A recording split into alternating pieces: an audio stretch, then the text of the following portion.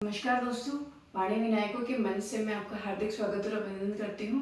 और आज की अपनी मोटिवेशनल थीम है कि कोशिश कर हल निकलेगा, कोशिश कर हल निकलेगा, आज नहीं तो कल निकलेगा। अर्जुन के तीर सा सद, हिमालय से भी जल निकलेगा। मेहनत कर पौधों को पानी दे, बंजर जमीन से भी फल निकलेगा। मेहनत कर पौधों को पानी दे, बंजर जमीन से भी फल निकलेगा। और आज हम हमारे टॉपिक की शुरुआत करते हैं क्रिया।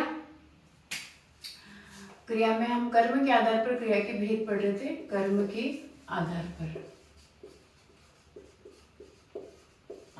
पर क्रिया।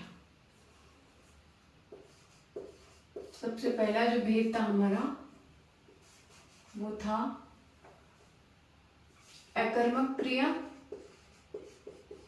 और दूसरा था सकर्मक क्रिया। साथियों, इससे पहले जो हमारी क्लास हुई थी उसमें हमने ये चर्चा कर ली थी कि क्रिया किसे कहते हैं। कर्म के आधार पर, प्रयोग के आधार पर और काल के आधार पर इसके कितने भेद होते हैं। और पूर्ण और अपूर्ण अकर्मक की भी हमने चर्चा कर ली थी। अपूर्ण और पूर्ण अकर्मक की भी हमने चर्चा कर ली थी। अब है एक कर्मक। सकर्मक के पुनः दो भेद है, एक कर्मक और द्विकर्मक। जैसा कि इसके नाम से ही स्पष्ट है, एक कर्मक क्रिया। जहाँ एक कर्म प्रयुक्त हो वो एक कर्मक क्रिया, और जहाँ दो कर्म प्रयुक्त हो वहां पर, जहाँ पर दो या दो से अधिक कर्म प्रयुक्त हो वहां पर कौन सी होती है? द्विकर्मक क्रिया। अपूर्ण कर्मक, जहाँ पूरक शब्द की आवश्यकता पड़ती है, नहीं पड़ती, वो अपूर्ण कर्मक। और जब पूरक शब्द की आवश्यकता होती है वो वहां पे क्या होता है? पूर्ण कर्मक होता है। ठीक है। एक कर्मक क्रिया।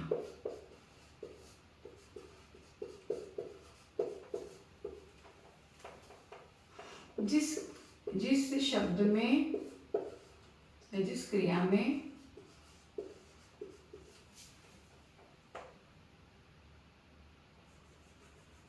जिस शब्द में क्रिया के साथ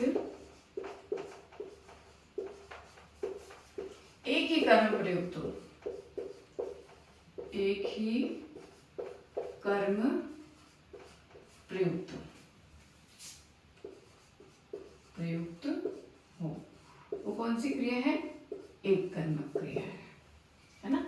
जैसे अध्यापक छात्रों को अध्यापक छात्रों को पढ़ाता है। अध्यापक छात्रों को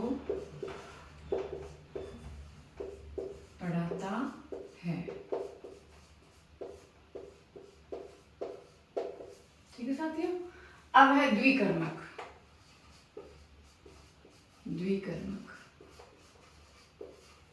क्रिया। ठीक है। जहां क्रिया के साथ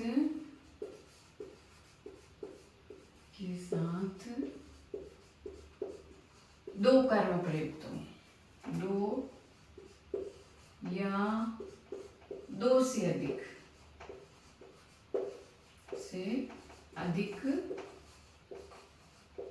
कर्म प्रयुक्त हो। जैसे एक कर्मक क्रिया का उदाहरण तो क्या है? अध्यापक छात्रों को पढ़ाता है, जबकि इसमें क्या आएगा? अध्यापक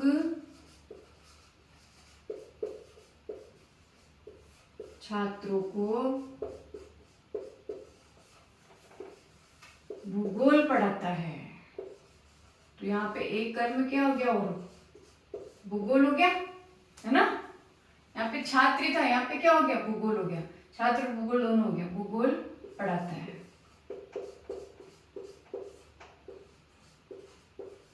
इसमें हम ऐसे भी ले सकते कि अध्यापक छात्रों को गणित पढ़ाता है, चित्रकला पढ़ाता है ना।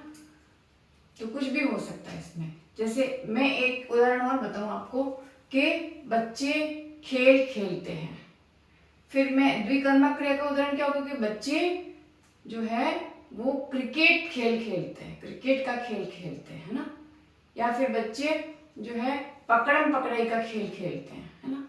तो जहां पर दो कर्म प्रयुक्त हो वो कौन सी क्रिया होगी दोस्तों? द्विकर्मक क्रिया। और यहाँ पर एक ही कर्म प्रयुक्त हो वो कौन सी क्रिया होगी? एक कर्मक क्रिया। कर्म के आधार पर सबसे पहले हम ये चर्चा करते हैं कि क्रिया किसे कहते हैं। जिस शब्द से किसी कार्य के करने या होने का बोध हो उसे हम क्या कहते हैं? क्रिया कहते हैं। क्रिया के भेद कर्म के आधार पर अकर्मक क्रिया और सकर्मक क्रिया। अकर्मक क्रिया के पुनः दो भेद है, अपूर्ण कर्मक और पूर्ण कर्मक। सकर्मक क्रिया के पुनः दो भेद है, एक कर्मक और द्विकर्मक। एक कर्मक जहाँ एक कर्म प्रयुक्त हो, जैसे अध्यापक छात्रों को पढ़ाता है। द्विकर्मक या बहुकर्मक जहाँ क्रिया के साथ दो या दो से अधिक कर्म प्रयुक्त हो, वो क्या होता है? बहुकर्मक होता है। जैसे अध्यापक छात्रों को भूगोल पढ़ाता है। अगला हमारा चर्चा का विषय है कि प्रयोग के आधार पर जो है क्रिया के वो कितने भेद होते हैं।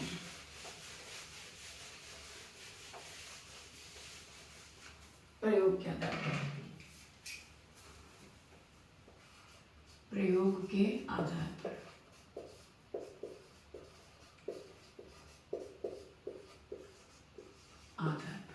है ना।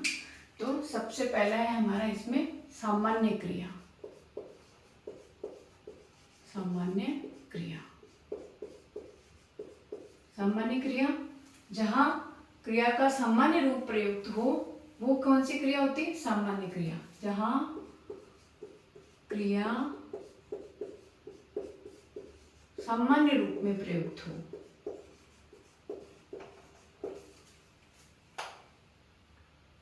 रूप में प्रयुक्त हो।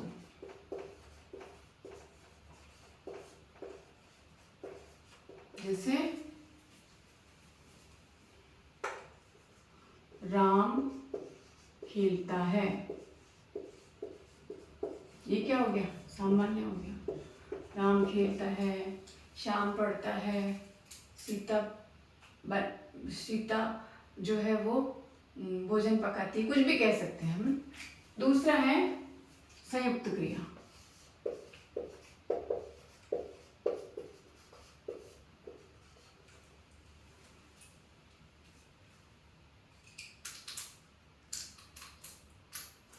जहां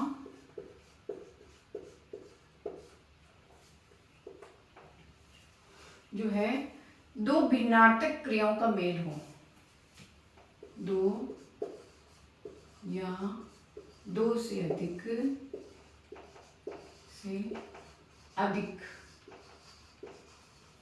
भिन्नार्थक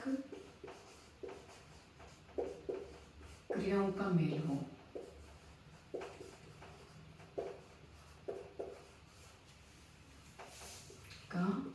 मेल हो, ठीक है। जैसे मैं एक उदाहरण लूं कि वह रमेश यहाँ आता जाता रहता है।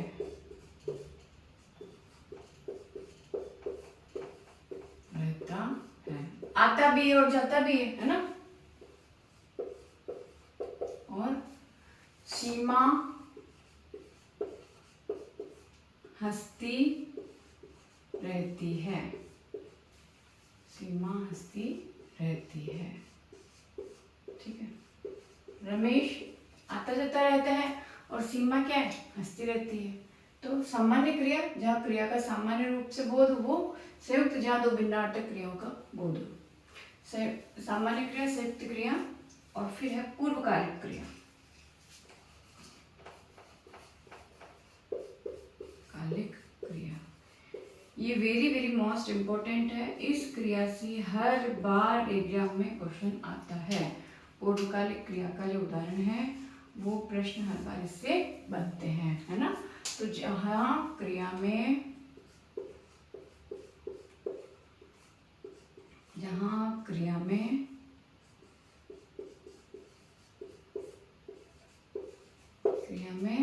भिन्नार्थक क्रियाओं का बोध होकर भिन्नार्थक के साथ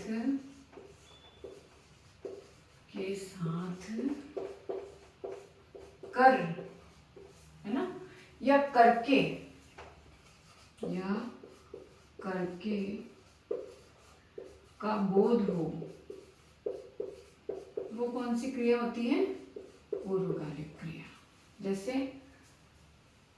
राम पढ़कर सो गया, राम पढ़कर सो गया, सो गया। या ऐसे भी कह सकते हैं कि बच्चा सोकर पढ़ेगा, है ना, बच्चा सो कर पढ़ेगा। भिन्नार्थ, हाँ एक बात और कि भिन्नार्थक क्रिया तो हो और उसके साथ क्या हो? कर या करके का। ये बहुत मोस्ट इम्पोर्टेंट चीज है। ये शब्द जो है यहाँ पर कर या करके का बोध हो तो ये होगा कर पढ़कर, है ना, मैं ये काम करके फिर भोजन करूंगा, ये भी हो सकता है। मैं जो है खेल कर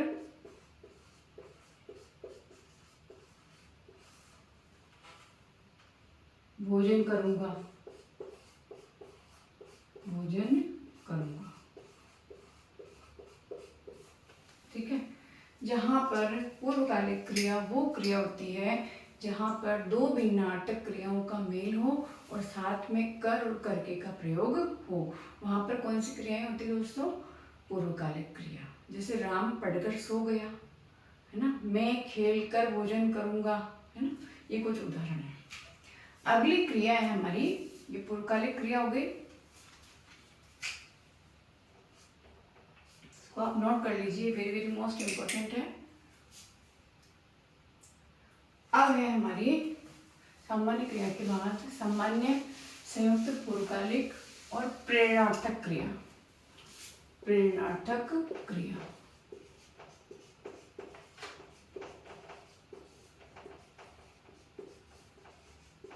जिस क्रिया में जहां क्रिया के साथ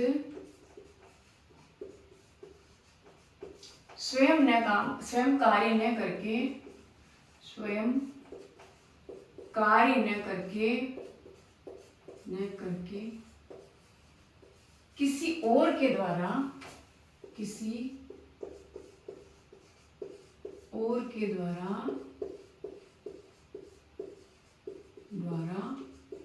कार्य करवाया जाता है, कार्य करवाया जाता है।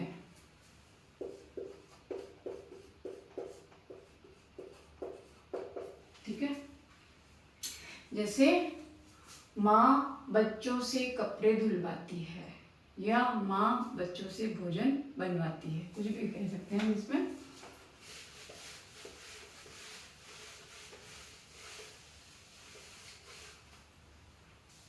माँ बच्चों से भोजन बनवाती है, भोजन बनवाती है।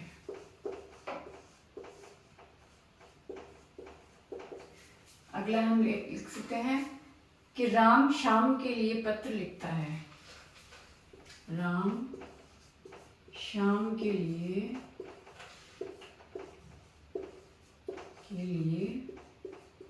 पत्र लिखता है, पत्र लिखता है।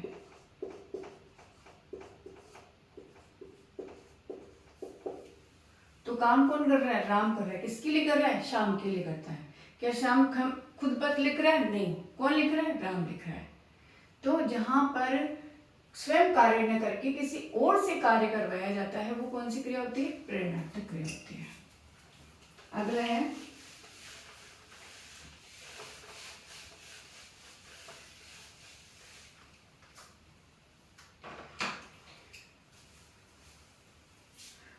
तो सबसे पहला वेद पढ़ा हमने सामान्य क्रिया, संयुक्त क्रिया, पूर्वकालिक, प्रेरणार्थक और कृदंत।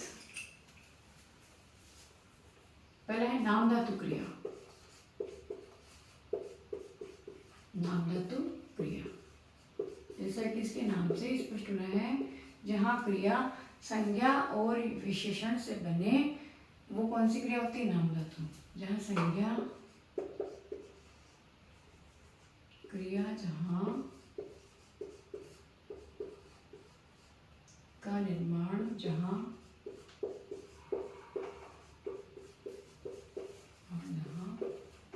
संज्ञा सर्वनाम या विशेषण से हो। विशेषण जहाँ संज्ञा या विशेषण से हो, विशेषण से क्रिया का निर्माण हो, का निर्माण हो।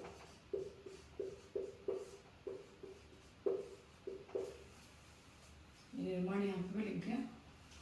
तो क्रिया का जहाँ संज्ञा और विशेषण से निर्माण हो, जैसे शर्मा, रंगना। रंगना क्रिया है। रंग, रंगाना। मैं अपना मकान सफेद रंग से रंगाऊं, मुझे अपना मकान सफेद रंग से रंगाना है ना। और जैसे लजाना, लाज है ना। लाज से क्या बन जाएगा? लजाना। जैसे हत्या से क्या बन जाएगा? हथियाना। ठीक है। किसी और ने मेरा मकान हथिया लिया, है ना, हथियाना। तो ये कौन सी क्रिया है दोस्तों? नाम धातु क्रिया। ठीक है। अब है अगला अपना, अगली जो क्रिया है हमारी वो है कृदंत।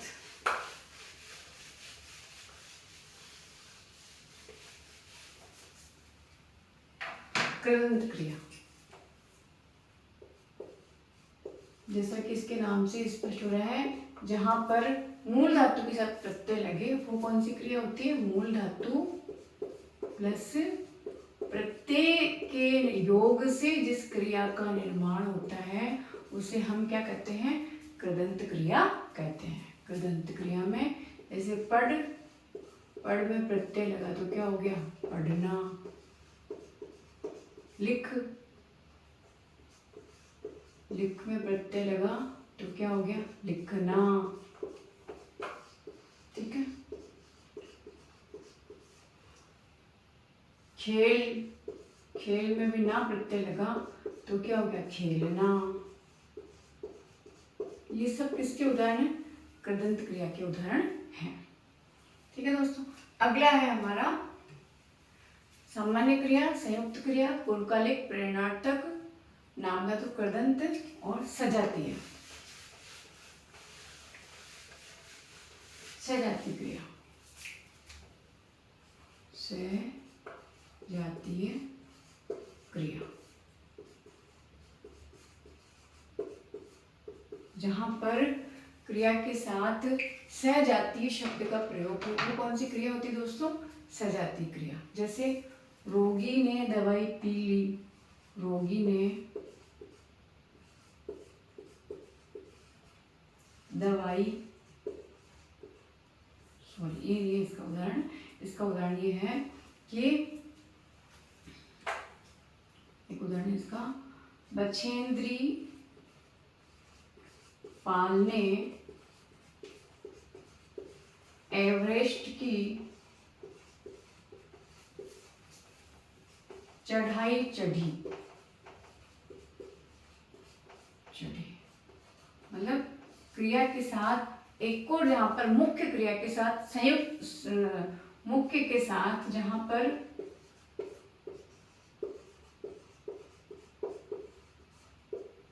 एक क्रिया और प्रयुक्त हो, वो कौन सी होती है? जैसे चढ़ी, इसके साथ क्या प्रयुक्त हुआ? चढ़ी, है ना। जैसे रमेश ने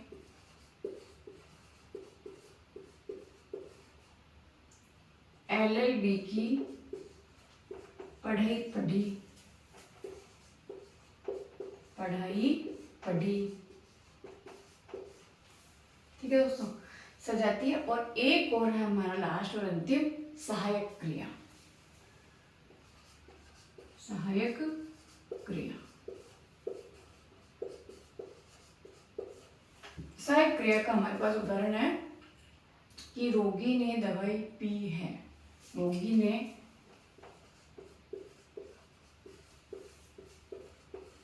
दवाई पी है, पी ली है ना, ठीक है। माँ ने भोजन बना लिया है। माँ ने भोजन बना लिया है, बना लिया है, ठीक है। तो ये हमारी क्रिया हुई है और हमने आज प्रयोग के आधार पर क्रिया का भेद किया है और अगली क्लास में हम काल के आधार पर क्रिया के भेद को पढ़ेंगे। धन्यवाद दोस्तों। अगर आपको मेरी क्लास अच्छी लगी तो मेरे चैनल को लाइक और सब्सक्राइब अवश्य करें। धन्यवाद।